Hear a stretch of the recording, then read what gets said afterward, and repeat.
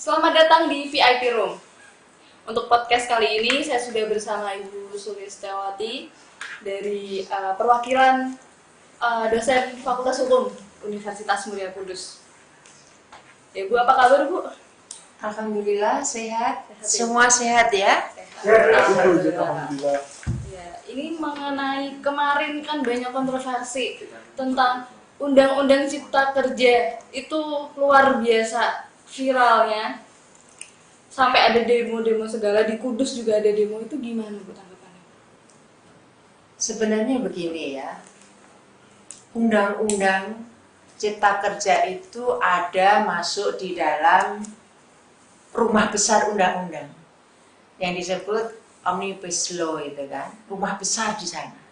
Ada 79 undang-undang, 1244 pasal. Ya, oh my god gitu ya, luar biasa. Banyak sekali itu. Ya, banyak sekali. Pertanyaan saya adalah, ketika yang terhormat anggota Dewan di Senayan itu, ketika membahas undang-undang ya, Omnibus Law itu, apakah dia sempat mencermati pasal demi pasal? Apakah dia juga membaca? Saya kok meragukan ya. Iya, karena singkat sekali ya, Bu. Iya. Hanya 1-2 hari masuk rapat langsung paripurna. Iya, karena begini, saya kebetulan juga pernah menjadi pimpinan dewan, gitu ya, walaupun levelnya tidak di pusat. Tetapi mekanisme pembuatan peraturan perundang-undangan itu sama, gitu ya. Bahwa membuat satu peraturan perundang-undangan itu tidak sederhana yang dipikirkan orang. Draftnya itu kalau datang dari pemerintah, itu kita terima, kita bahas, kita pelajari sebelum masuk ke tahapan formal. Terus kemudian masuk juga di pansus, kita cermati pasal demi pasal, kemudian diparipurnakan. Nah, itu adalah tahapan besar ya, di pansus, dicermati, diparipurnakan. Tapi tahapan kecil itu banyak dan harus dilalui. Gitu. Bagaimanakah naskah akademiknya, kajian akademiknya seperti apa? Layak tidak sih mau melahirkan undang-undang ini, gitu ya. Kemudian public hearingnya bagaimana? Pendapat publik stakeholder yang berkaitan dengan undang-undang itu harus didengar dong. Dia nanti yang terkena, dia yang menggunakan, dia yang dikenai aturan itu. Apakah prosedur itu semua juga sudah dilakukan secara transparan? Kalau sudah, siapa yang dianggap stakeholdernya? Kita tidak pernah dengar kan? Lalu masukkan stakeholder itu apa saja? Juga kita nggak pernah dengar gitu. Cuma tiba-tiba kita dikagetkan dengan draft RUU, ya kan? Dan tiba-tiba lagi kita dengar malam-malam harus melakukan paripurna. Dan paripurna itu kalau saya lihat dari rekamnya amat smoothing ya. Hanya 2 fraksi itu ya yang menolak ya. Iya. Padahal kalau peraturan itu tidak ada apa-apanya, ketika saya memimpin paripurna sebagai pimpinan saya itu interupsinya banyak sekali gitu. Iya, dan itu saya selaku pimpinan saya berikan semua kesempatan silakan. Karena itu sebagai masukan terhadap perbaikan peraturan itu gitu kan. Nah, kalau kemarin yang saya lihat kan pimpinan kemudian mematikan mic itu ya. Tidak memberi kesempatan. Tidak memberikan kesempatan dan itu tidak pernah dulu saya lakukan. Sehingga kalau pembahasannya amat rumit itu memang harus punya cermin sebagai orang yang bijak ya. Karena memang harus begitu, kalau mau menetapkan, apalagi itu peraturan, sifatnya publis, beri dong kesempatan. Yang di dalam itu kan wakil kita, wakil saya, wakil Anda semua, gitu loh. Jadi saya melihat kemarin kenapa itu amat gaduh, karena prosesnya sendiri kurang transparan. Prosesnya kurang transparan menurut saya, gitu kan. Harusnya berapa lama, Bu, untuk jadi undang-undang Omnibus Law yang memang terpercaya itu berapa lama biasa prosesnya? Kalau saya melihat dari jumlahnya 79 undang-undang, saya bisa membayangkan kalau satu undang-undang saja misalnya selesai dibahas paling cepat waktunya 6 bulan itu udah paling cepat itu. Harusnya dibahas berapa lama, tinggal menghitung saja kan. Tapi ini kan hitungan yang sekejap gitu ya. Yang tidak wajar menurut saya gitu ya. Itu berdasarkan pengalaman saya kalau saya menyusun peraturan gitu. Yang mekanismenya sebenarnya sama, mau undang-undang mau perda itu sama. Terkait demo yang kemarin, masyarakat kan mendemo karena dinilai undang-undang ketenagakerjaan yang baru ini tidak memihak buruh. Gitu. Itu gimana Bu penjelasannya? Jadi begini, undang-undang yang lama tentang ketenagakerjaan itu Undang-Undang Nomor 13 Tahun 2003 itu sebenarnya undang-undang yang bagus menurut saya. Mengapa saya katakan bagus? Saya teringat sekali ya, ketika tahun-tahun 2005 gitu sampai 2009 itu buruh dan pekerja serta perusahaan ya bipartit kemudian tripartit dengan pemerintah itu sedemikian adem ayem karena memang undang-undang di nomor 13 2003 itu memang ada pada posisi yang seimbang. Sudah seimbang. Seimbang antara kepentingan pekerja, kepentingan pengusaha atau perusahaan itu sudah seimbang, sudah bagus itu. Tetapi saya melihat setelah undang-undang tentang ketenagakerjaan ini masuk di dalam rumah besar Omnibus Law itu kok jadi banyak pasal yang hilang ya gitu ya. Yang hilang itu justru yang menjadi kewajiban dari pengusaha. Itu. Kalau itu jadi kewajiban dari pengusaha berarti itu kan haknya pekerja itu.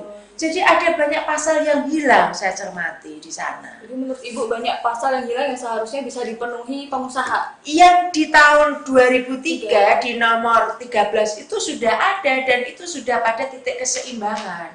Misalnya ya, kalau pekerja perempuan itu cuti haid atau cuti hamil. Nah, itu pekerja tetap diberikan upah dan pengusaha atau perusahaan tetap harus membayar gitu ya. Di tahun 2003 Undang-Undang Nomor 13 itu seperti itu. Itu sudah adil. Mengapa adil? Itu sudah sesuai dengan yang namanya pelindungan gender ya. Kodrat perempuan kan memang harus melahirkan penerus generasi yang akan datang gitu ya. Jadi sudah melindungi undang-undang yang dulu itu dari aspek gender juga melindungi. Kemudian juga sudah sesuai dengan ILO gitu kan. Organisasi Buruh Internasional sudah sesuai dan kita itu meratifikasi loh. Jangan lupa kita itu meratifikasi. Kenapa sekarang undang-undang yang sekarang ini kok tidak sesuai dengan ILO gitu kan? Kita kan banyak meratifikasi sudah begitu. Nah, jadi menurut saya hak-hak buruh yang undang-undang ini banyak yang dikurangi. Banyak yang dipangkas. Iya, dipangkas. Dan itu caranya adalah dengan menghapus pasal begitu modelnya. Dengan menghapus yang tadinya menjadi kewajiban pengusaha, kemudian itu tidak ada. Gitu. Jadi secara umum saya mencermatinya adalah mengurangi kewajiban pengusaha atau pemilik modal, itu, dan otomatis akan mengurangi hak. Gitu. Kalau itu kewajiban pengusaha, otomatis kan menjadi haknya pekerja kan? Iya. Nah seperti itu. Nah yang saya berikan contoh tadi, yang cuti haid, ya itu tidak diberikan. Tapi Presiden Jokowi kan semalam juga ngasih statement bahwa sebenarnya undang-undang ini itu menguntungkan buruh dan memihak pada UMKM. Ya, begini. Saya mau tanya. Undang-undang ini lahir dari siapa kan? Ini kan dari pemerintah. Undang-undang ini bukan inisiatif dewan loh. Jadi undang-undang itu lahir ada dua. Dari pemerintah yang dibahas bersama-sama dengan dewan, atau inisiatif dewan yang dibahas bersama-sama pemerintah. Tapi undang-undang ini inisiatifnya dari pemerintah, ya, dan kemudian dibahas di dewan. Logikanya adalah kalau itu inisiatifnya dari pemerintah, wajar dong. Pemerintah mengatakan, oh ini lebih berpihak gitu, wajar nggak? Subjektivitasnya kan di sana. Tetapi bagi saya ini bukan buruh, saya bukan pekerja, saya juga bukan pengusaha, saya orang akademisi, saya melihat undang-undang ini kok tidak adil ya? Kenapa yang namanya kewajiban-kewajiban dari pengusaha yang tadinya sudah diatur sedemikian berimbang, kok sekarang banyak dihapus, sekarang banyak dikurangi gitu ya? Jika Presiden kan bilangnya ada disinformasi antara masyarakat dengan pemerintah, justru malah disinformasinya itu di dalam pemerintah sendiri, Bu. Begini, saya menilai orang boleh dong melakukan pembelaan dan itu haknya presiden menurut saya untuk membela begitu ya. Tapi saya juga ingin tanya, apakah Bapak Presiden sudah membaca semua undang-undang yang ada di dalam Omnibus Law itu? Itu pertanyaan saya, Bapak Presiden sudah membaca belum? Iya, gitu kan? Nah itu. Selain itu ya, outsourcing di undang-undang yang lama, outsourcing itu hanya dibatasi untuk pekerjaan yang tidak menjadi core bisnisnya. Jadi tidak menjadi bisnis intinya, itu baru boleh. Contoh misalnya, kalau di perbankan ya, yang boleh di outsourcing itu keamanan, kemudian tenaga kebersihan. Tapi yang menjadi core bisnis misalnya untuk yang di customer service, itu karena dia pegang data nasabah, itu tidak boleh. Teller itu tidak boleh, karena itu ada pegang data nasabah, berbahaya.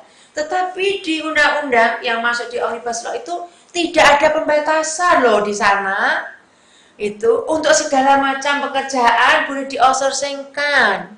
Itu. Apa yang akan terjadi Bu kalau misalnya semua dibebaskan outsourcing? Ya akan terjadi. Ya akan terjadi, tidak akan ada pegawai tetap dong dari perusahaan. Semua outsourcing. Dan perusahaan boleh dong sewenang-wenang untuk meng-cut itu. Boleh sewenang-wenang untuk mem-PHK karena dia sudah tidak pegawai tetap. Dan juga haknya kan berbeda. Pegawai tetap itu haknya lebih banyak. Dengan outsourcing, maka perusahaan cost-nya akan rendah. Coba, apakah kalau seperti itu menguntungkan pekerja? Buat saya, wajar lah itu ya, teman-teman, para pekerja melakukan demo, wajar. Dia mempertahankan haknya kok. Jaminan hak asasinya dia. Nah, sekarang kalau mahasiswa demo, loh mahasiswa itu kan bukan pekerja, ngapain demo? Mahasiswa itu adalah agen perubahan loh. Mahasiswa harus punya kepedulian loh, itu ya. Kalau demo kemarin dan secara dadakan seperti itu, apakah itu udah benar atau seharusnya mereka mengkaji dulu? Apa gimana? Sekarang begini, undang-undang tentang Omnibus Law ini kan sudah viral lama kan? 8 bulan. Iya, viralnya kan lama. Ya, dari mulai draftnya itu kan sudah kontroversi, sudah gaduh gitu ya. Ketika itu kan kita semua berpikirnya oke deh, ini pandemi kan mulai bulan Maret ya. Sebenarnya pandemi dunia mulai Januari loh. Ya, cuma Indonesia dari Maret kan dilonceng pandeminya gitu ya. Waktu itu saya berpikir gitu ya, karena draft ini sudah gaduh, sudah masuk prolegnas memang, tapi gaduh, saya berpikirnya kan dipending dulu. Kita fokus penanganan COVID kan begitu kan. Ternyata kan tiba-tiba begitu ya.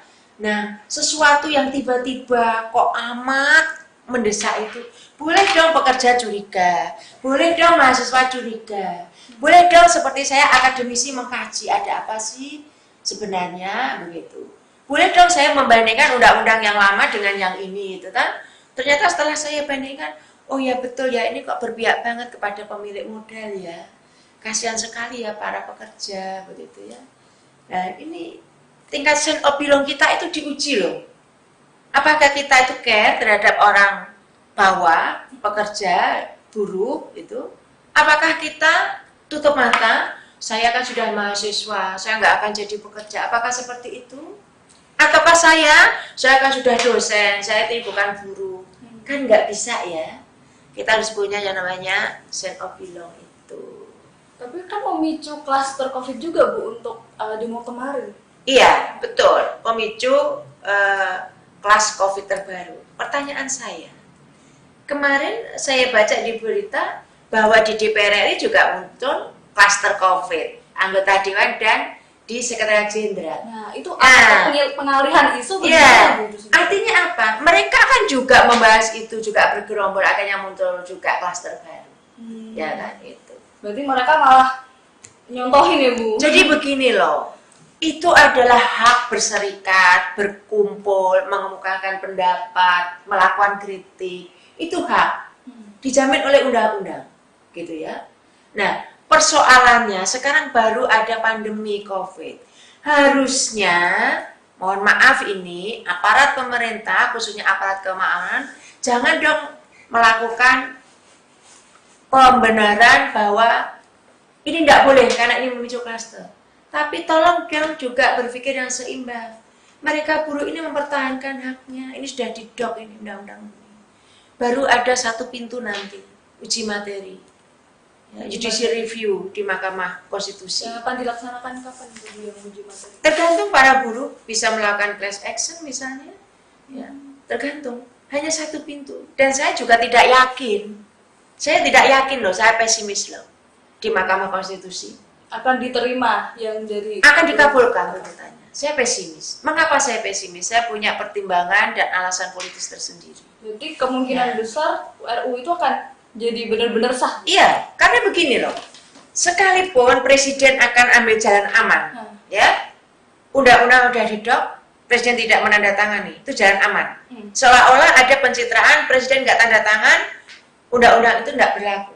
Iya. Itu kan bagi orang awam yang tidak tahu. Tapi ketika presiden tidak menandatangani, 30 hari kemudian undang-undang itu sudah berlaku. Jadi kalau presiden nanti ingin pencitraan, ingin aman, tidak usah ditandatangani. Oh, jadi tanda tangan presiden itu Untuk diundangkan nantinya.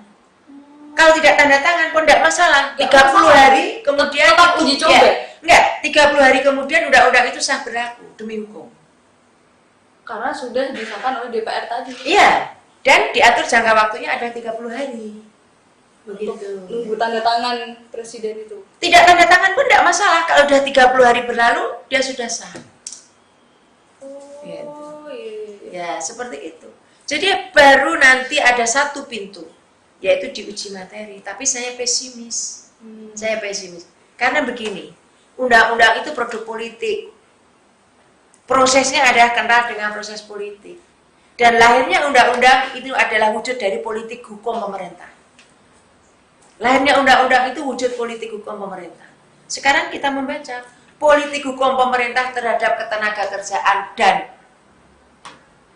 permodalan atau investasi seperti ini faktanya, gitu ya. Tidak lagi seimbang seperti undang-undang yang lama, tetapi sudah agak kecondong-condongan, bahkan condong menurut saya setelah saya bandingkan.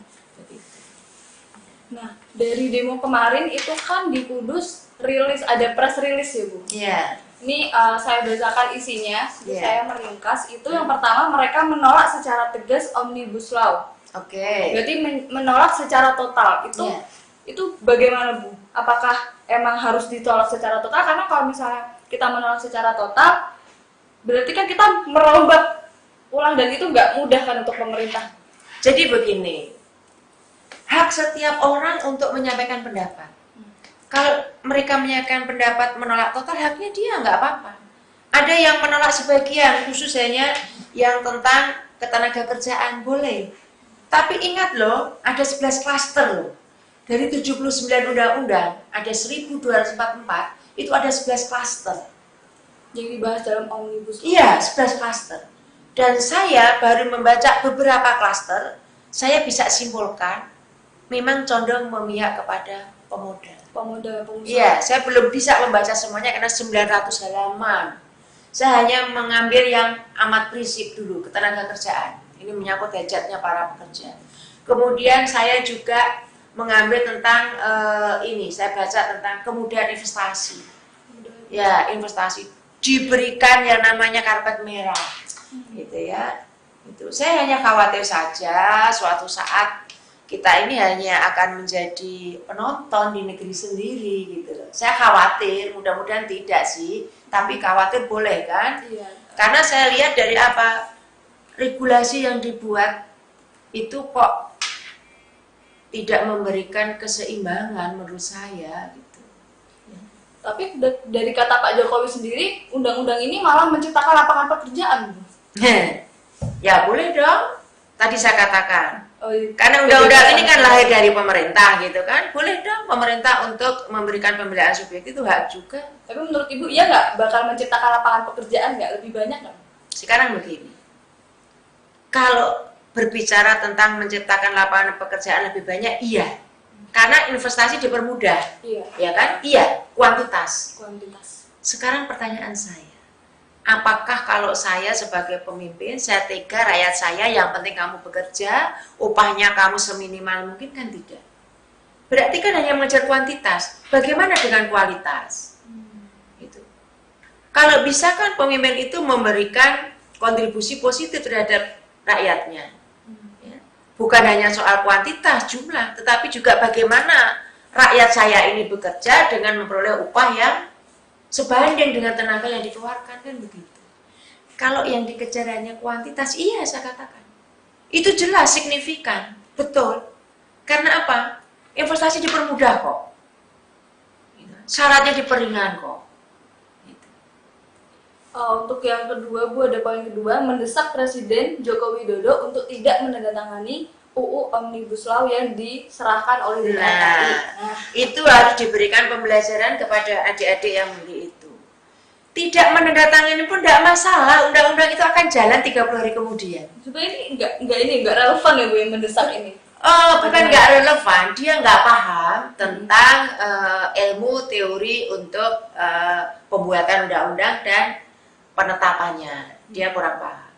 Jadi kalau presiden nggak menandatangani pun tidak masalah. Gitu. Dan nanti untuk memperoleh simpati atau pencitraan atau ingin aman, bisa jadi presiden nggak tanda tangan. Tapi tetap goalnya tercapai, undang-undang itu berlaku 30 hari kemudian. Demi hukum itu. Jadi sebenarnya itu tuntutan itu sebenarnya tidak ada bobot hukumnya, itu tidak tanda tangan pun jalan kok, untuk apa, gitu ya? Iya, itu. Di sini kan ada 5 poin, Bu, yang di. Terus poin berikutnya apa selain itu? Ada dari yang nomor 2 dulu ya, Bu. Itu ada 5 poin yang disinggung, ada tidak menjadikan lembaga pendidikan sebagai ladang komersial. Ya, itu juga amat berbahaya itu. Jadi begini loh, seperti kita ini ya di lembaga pendidikan swasta ya, kita ini swasta bukan negeri, negeri pun nggak boleh, apalagi swasta lebih-lebih nggak boleh. Pendidikan itu ya penyelenggaraannya adalah tugas pemerintah, tapi karena pemerintah itu tidak mampu untuk menyelenggarakan seluruh tugas pendidikan, maka swasta diberikan beban tugas itu. Makanya ada yang namanya TK swasta, SD swasta, SMP, SMA, perguruan tinggi. Tugas pemerintah itu sebenarnya. Untuk apa? Baca dong. Untuk mencerdaskan bangsa itu kan tugasnya pemerintah, gitu kan. Nah, swasta ikut gitu. Nah, kalau swasta itu ikut gitu, itu orientasinya tidak profit loh, tidak keuntungan loh. Tidak, gitu. Oleh karena itu kan bentuknya tidak boleh badan hukum seperti PT kan, yayasan bentuknya, karena tidak boleh berorientasi profit. Itu. Lalu saya minum dulu ya. Oh iya, silakan, Bu. Santai aja, Bu. Terus poin selanjutnya tuh tidak mengurangi UMK dan upah sektorial kabupaten. Ya. Jadi begini, di dalam undang-undang yang baru ini memang begini modusnya gitu ya. Kalau itu yang membebani kewajiban pengusaha itu langsung dihilangkan pasalnya. Yang membebani pengusaha? Iya, dihilangkan itu. Sehingga orang untuk mengetahui itu harus membandingkan itu, karena langsung dihilangkan di sana. Padahal sebelumnya sudah diatur bagus gitu ya. Nah, terus tadi yang dikatakan sektor tertentu ya, sektor tertentu ya, itu juga dihilangkan gitu ya. Jadi saya melihat, aduh, ini undang-undang sudah bagus, diperbaiki jadi tambah tidak bagus gitu loh. Nah, itu perlu dikaji ulang karena itu merugikan. Itu sangat merugikan ya. Kemudian juga ada yang menurut saya juga merugikan, itu adalah kontrak kerja ya tanpa batas waktu. Ya, itu bisa orang itu bekerja seumur hidup menjadi tenaga outsourcing, sehingga dia tidak punya hak-hak apapun. Ini ada lagi, Bu, tidak mengurangi upah pesangon. Ya, sama. Ya, itu juga merugikan itu sebenarnya, karena itu juga hilang di sana ya. Jadi pekerja itu baru memperoleh kompensasi kalau dia sudah minim 1 tahun. Kalau tidak 1 tahun dia tidak akan memperoleh kompensasi. Jadi memang untuk mencermati ini harus memahami dulu undang-undang sebelumnya. Tanpa mencermati undang-undang sebelumnya memang agak sulit. ada poin yang kelima itu perusahaan tidak mendapat sanksi jika tidak Betul. membayar upah karyawan. Betul. Itu dihilangkan yang saya katakan tadi. Jadi yang menjadi kewajiban yang ada sanksi-sanksi itu dihilangkan semua, dicabut pasalnya. Jadi pasalnya modelnya dicabut. Jadi Yang ada dihapuskan. kewajiban, kemudian ada sanksi itu dicabut semua pasalnya. Ya, jadi pasal lenyap itu ya istilah saya. Jadi dulu saya kalau membuat peraturan, walaupun di tingkat daerah itu ada pasal lenyap. Pasal lenyap, jadi pasalnya dilenyapkan. Ada yang ayat lenyap, ada yang pasal penyelundup tiba-tiba muncul, ada yang ayat penyelundup gitu. Ya. Ada itu fakta seperti itu, nyatanya ada. Terus terakhir Bu, ada yang menuntut aparat keamanan agar tidak bertindak represif kepada masa aksi dalam upaya penolakan Omnibus Law. Ya, begini sekarang. Aparat keamanan ya. Kalau saya menyebut Polri, ya, itu kan ada undang-undang yang mengatur, undang-undang tentang Kepolisian Negara Republik Indonesia. Undang-undang sendiri sering saya kritisi ya. Kebetulan saya memang disertasi S3 saya menyangkut juga tentang peran Polri dan juga peran kejaksaan. Di Undang-Undang Kepolisian Negara Republik Indonesia itu peran Polri itu ada di dua kaki. Ini susahnya. Sebagai aparat penegak hukum di kaki yang satu, kaki yang satunya lagi dia sebagai pelindung dan pengayom masyarakat. Coba, kalau ada demo seperti kemarin, dia akan muncul sebagai baju apa? Sebagai baju apa dia? Sebagai baju aparat penegak hukum versinya polisi. Karena aparat penegak hukum maka dia melakukan represif. Gitu. Karena dua kaki posisinya. Selanjutnya, Kepolisian Negara Republik Indonesia ya, yang di atas sana pimpinan tertinggi adalah Kapolri, dia ada di bawah presiden langsung. Tata kelola pemerintahan kita seperti itu. Dia langsung ada di bawah presiden. Gitu. Tetapi kalau di negara lain, di luar negeri, itu dia di bawah Kementerian Dalam Negeri. Ya, ini bedanya. Oh, beda. Iya. Kalau di negara kita langsung Kapolri itu ada di bawah presiden. Tapi di negara lain, di luar negeri itu dia ada di dalam koordinasi Kementerian Dalam Negeri. Nah, karena ya kepolisian itu langsung di bawah presiden, silakan Anda tarik kesimpulan sendiri. Pasti dong mengamankan tuannya kan? Nah, artinya apa yang muncul ketika menghadapi demo ya represif. Dan itu saya anggap wajar gitu loh. Wajar gitu ya, walaupun saya agak emotikon ketawa gitu ya. Tapi itu wajar. Jadi itu ya. terjadi ketimpangan dari tugas Polri sendiri. Iya, dia ada di dua kaki, tinggal dia mau menghentakkan di kaki mana. Kalau dia represif berarti dia menggunakan fungsinya sebagai penegak hukum. Gitu. Kalau dia persuasif, itu kan berarti dia ada pada fungsi perlindungan pada masyarakat. Nah, seperti itu. Pertanyaannya adalah, kenapa sih gaduh kemarin? Kenapa sih demo? Iya. Ya kan? Mana ada api, gitu kan? Mana ada asap kalau Kalau nggak ada api, ya, gitu kan? Nah, kenapa ada api? Karena memang ada pemicunya kan? Nah, ada pemicunya. Apakah itu mungkin nggak sih Bu, aksi demo terutama yang di Kudus itu ditunggangi? Ya beginilah. Saya kok merasa boleh deh kalau yang berpraduga gitu ya. Kita kan berpraduga. Iya. Yang mengatakan menunggangi pun belum ada riset kan? Saya juga nggak ada riset ini ya. Sama pendapat saya juga praduga karena saya dasarnya tidak riset ilmiah gitu ya. Kalau saya kok terlalu dini gitu ya, atau kalau orang lahir itu prematur kalau mengatakan begitu. Logika saya begini. Kita ini punya nurani loh. Walaupun orang tua kita bukan pekerja, bukan guru, saya juga tidak lahir dari keluarga yang bekerja di pabrik begitu. Tapi saya kan punya nurani, saya punya empati. Boleh dong kalau orang yang punya nurani, punya empati, ya itu menyalurkan aksinya untuk membela yang lemah. Anda lihat loh di dalam sejarah, ya apakah itu masalah pemilihan gubernur, pemilihan bupati, pemilihan presiden atau pemilihan apapun. Orang Indonesia itu kulturnya kadang-kadang memilih tidak rasional. Apa yang dipilih? Orang yang tertindas. orang yang terpinggirkan, gitu kan. Nah, melihat bahwa undang-undang ini merugikan pekerja, maka kultur kita, orang di luar pekerja itu berempati, ya. Jadi tidak ditunggangi, dia berempati, gitu ya. Dia berempati. Gitu. Itu menurut saya nggak ada. Nah kalau yang ditunggangi itu siapa yang menunggangi? Kalau ada yang, ya, kan harusnya mengatakan ini ditunggangi semua, jelaskan kepada publik siapa, gitu kan. Jangan hanya menunggangi hanya untuk mencari, wah ini lawan politik saya, gitu. Padahal kalau saya melihatnya enggak sih. Kita punya care aja gitu. Jadi memang inisiatif dari rakyat sendiri. Iyalah, gitu ya. Luar biasa banget bukan seperti. Iya.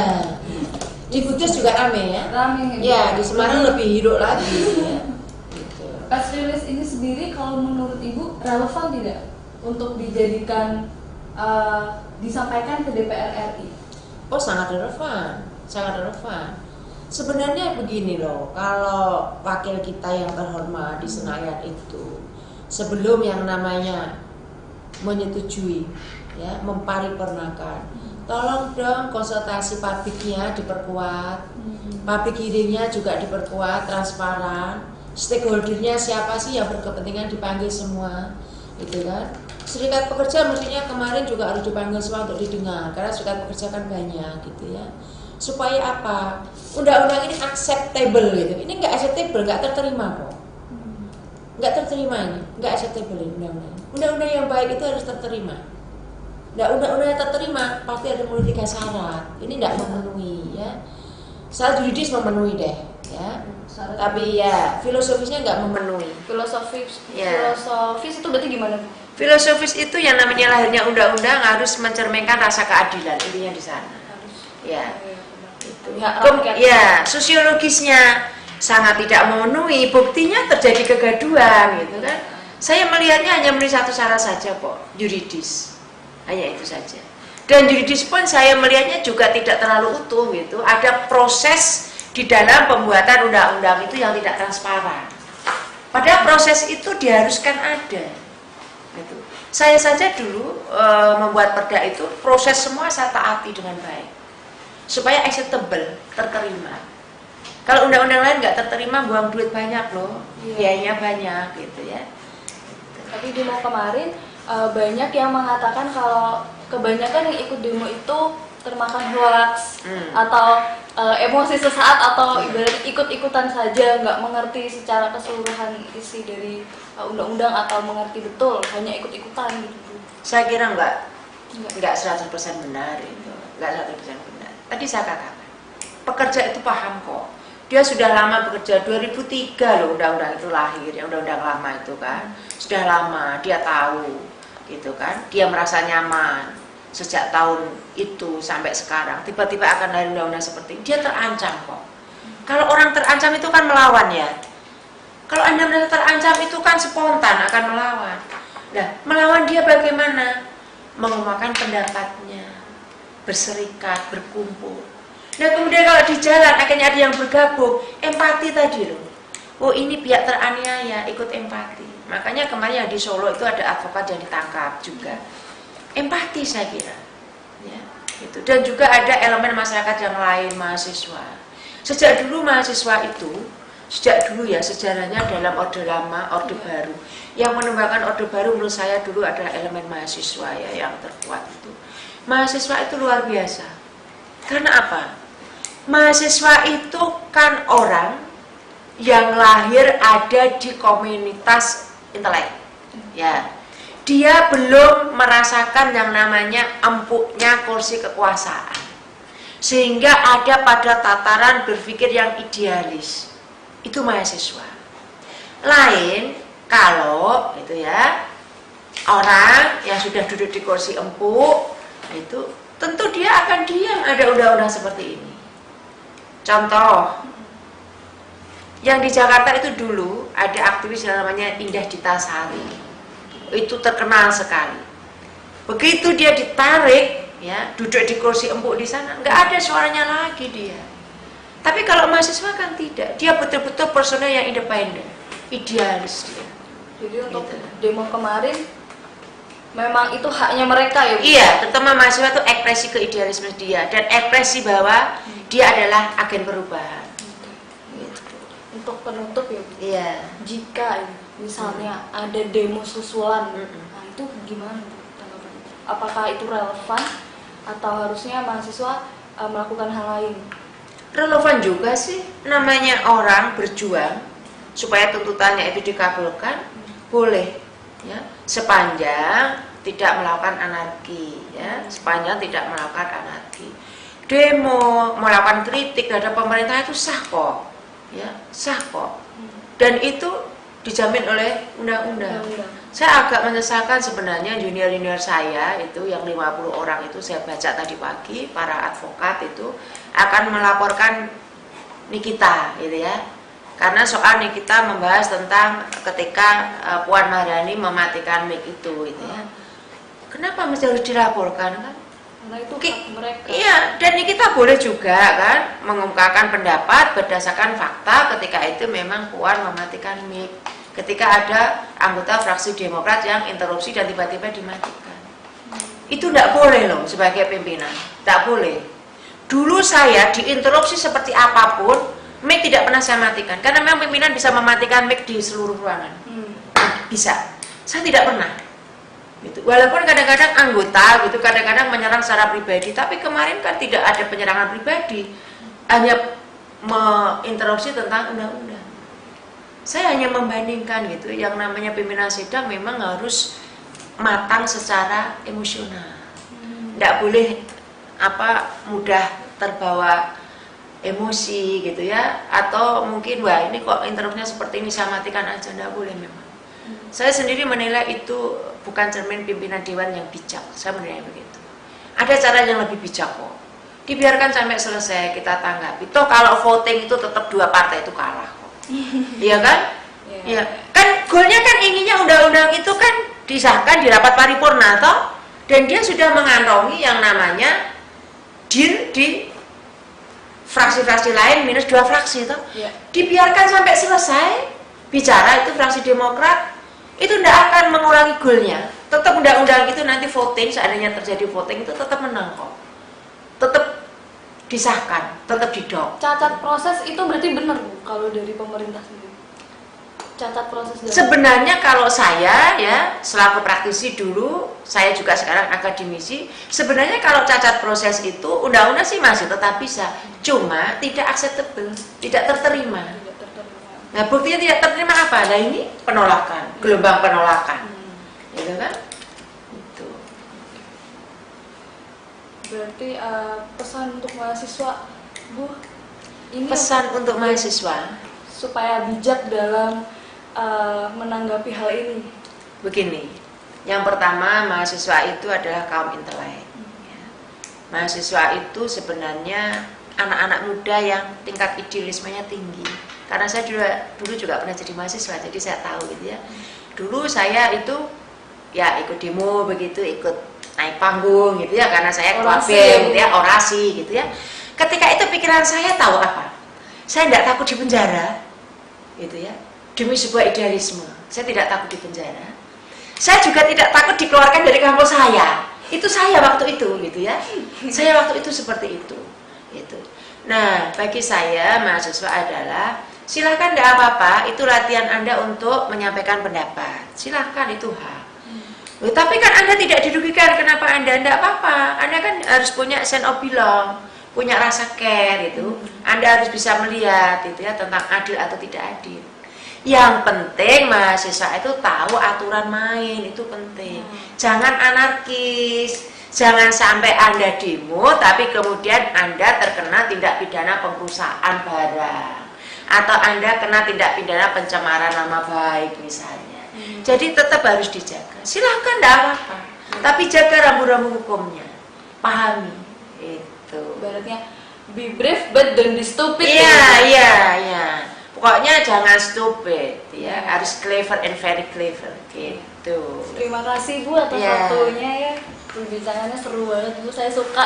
Terima kasih. Ya, boleh tema yang lain.